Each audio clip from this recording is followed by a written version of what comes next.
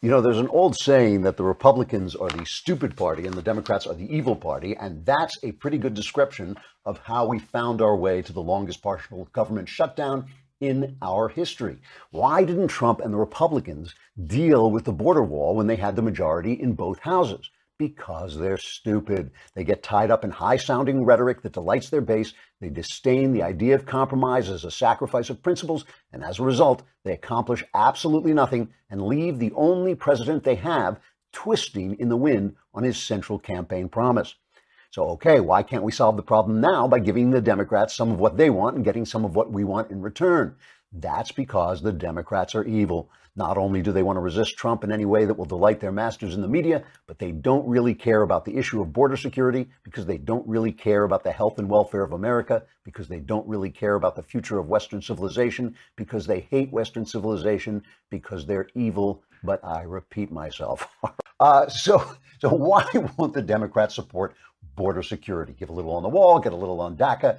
They're not going to do it. And part of it is personal. Obviously, Nancy Pelosi is now locked in a battle with Donald Trump. And I think Donald Trump cares a lot less, I think, about Nancy Pelosi than Nancy Pelosi cares about Donald Trump. I feel like she has to beat him. She has to show that she's in charge. I mean, she's only the Speaker of the House. He is the president, but she is just desperate to show that she can take him, that she's not going to be pushed around. And so now she's written in this letter saying we can't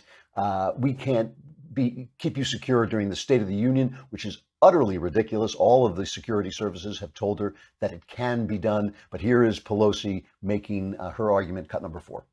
State of the Union address, which she calls an event of special security. And so these people are not working. And we've never really had a State of the Union when government has been in a shutdown since the Budget Act in the 70s. So this is respectfully and sadly, proudly I invited him to come. I was privileged to invite him to come. That we would have the President of the United States, the Vice President of the United States, the entire Congress of the United States, House and Senate, the Supreme Court, the Joint Chiefs of Staff, the Cabinet of the United States, did I say that? And the Diplomatic Corps, all in the same room. This requires hundreds of people working on the logistics and the security of it. Most of those people are either furloughed or victims of the shutdown, the president's shutdown. So, but she's lying, basically. I mean, all the security services have said they can take care of this.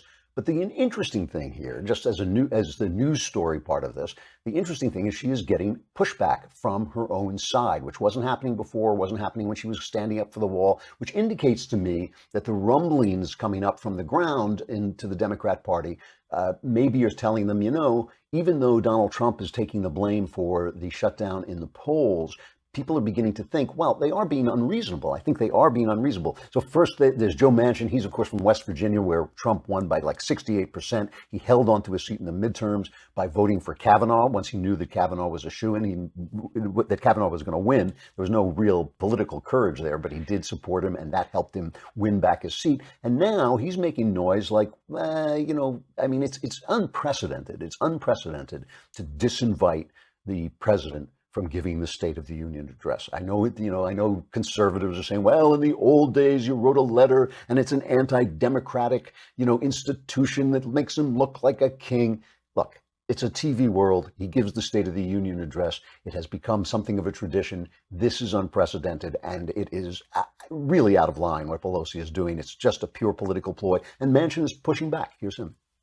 I'm not sure what her intentions are. I have the utmost respect for Speaker Pelosi, but I think this is wrong approach to be taking right now. Her approach? The approach by saying we're going to shut this down and not have, because of security. I think our staff, and I spoke to the Capitol Police, I think they're still in place and they're still getting paid. So do you think then that the president should come and deliver a State of the Union no matter what on the 29th? Well, it's not no matter what. I think he has to be invited by the House, as I understand it, because we're in their chamber. Sure. Would you encourage the Speaker to reconsider and to allow the president to come? I would always encourage that we should try to have every type of respectful dialogue that we possibly can.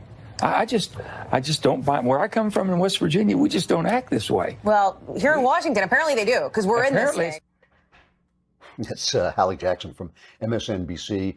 And, Manchin has his back to protect. He's got to be, he's got to seem reasonable to all those Trump supporters in his state.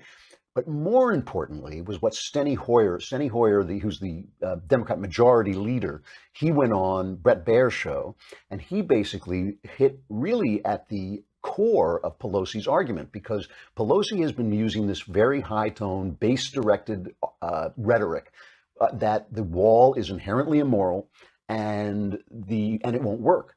And basically, Steny Hoyer said to Bret Baier, you know what? Sometimes walls do work. And he also said this. I don't think this is an issue of morality. It's an issue of does it work? And Senator Cornyn, Senator Graham, other members of the United States Senate have put in question whether a wall works, whether that is the best way to secure the border. Now, are some restraints? We've supported substantial restraints. We've supported fencing. We've supported other technologies. My own view is this is not an issue of morality. A wall is immoral if it tries to imprison people who shouldn't be imprisoned. Okay. A wall that protects people is not immoral. I think the issue is whether it works. See, that is hitting at the core of the Democrats' arguments, because the point is, the Democrats are trying to distract people, their people, and you, from the actual issue that's being argued. The issue is border security and Trump's wall. That is the issue. They keep saying, oh, the poor federal workers, the 800,000 workers aren't being paid. Oh, the poor immigrants, look how sad. Look at the sad children. It's a simple question. Do they want to protect the border or not? And essentially, by saying it's immoral to build a wall on the border of your own country to keep people out when they're coming in, something that a lot of countries have done, something that works every time it's done. Trump has said, I think it's upward of 10 times, he has said that he doesn't want a wall across the entire border. That's a false argument. He just wants a wall where it's going to make sense. He doesn't care if it's a wall. It can be a barrier. He's obviously willing to compromise, but Nancy Pelosi is not willing to compromise. And I think it's fair to ask, why don't they want to protect the country? Now, a lot of people say, they think the illegal aliens will become Democrat voters. I'm sure that's true. A lot of people like the cheap labor. That's why the Wall Street Journal, I think, defends this kind of thing. But really, to say that building a wall to protect your country, which of course is an age-old custom, is immoral, is essentially to say that your country does not deserve protection, that something is inherently immoral about the country that you're in, that something is inherently immoral about saying we want to preserve our country. And they always put it in racial terms, like we don't want to let the brown people in, as if there are no brown people here now. I mean, this is a very colorful country. It's one of the wonderful, lovely things about it. It's a country with a million different kinds of people here. We're not trying to keep people out because they're brown. We're trying to keep people out because they're illegal.